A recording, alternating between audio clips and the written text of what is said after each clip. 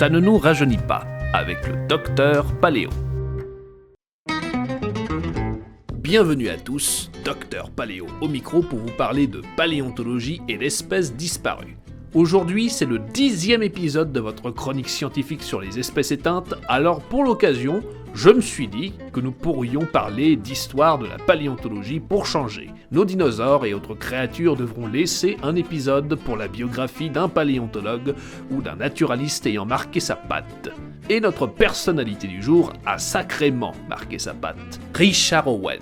Naturaliste anglais né en 1804 et mort en 1892, c'est une figure médiatique de la paléontologie puisqu'il est le créateur du mot dinosaure. Cet assemblage des mots grecs deinos et sauros, signifiant terrible lézard, voit son apparition en 1842 dans un rapport rédigé par Richard Owen sur les fossiles des reptiles de Grande-Bretagne, regroupant les espèces suivantes: Megalosaurus, Iguanodon et Ileosaurus. Derrière cette notoriété toute faite, on le connaît comme un catholique forcené, fatalement contre la théorie de l'évolution, provocateur, injurieux, célèbre pour pas mal de débats corsés, de plagiat et de magouilles.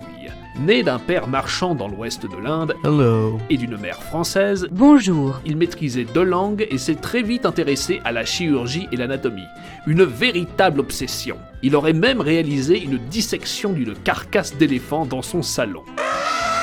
Il reste un des scientifiques les plus prolifiques dans le domaine de l'anatomie. Son premier gros succès est Odontographie, publié entre 1840 et 1845, qui recueille toutes les dents d'espèces actuelles et éteintes découvertes à son époque. Il était aussi un spécialiste de l'anatomie comparée, méthode de paléontologie consistant à reconstituer la position d'un animal éteint dans la classification par des ressemblances avec un animal actuel. Très apprécié par la reine Victoria, cette dernière lui légua une maison du Richmond Park à Londres lors de sa retraite en 1884, où il racontait des histoires de fantômes. Nous nous quittons là-dessus et je vous retrouve la semaine prochaine pour une nouvelle espèce disparue. A très bientôt, je ferme le micro.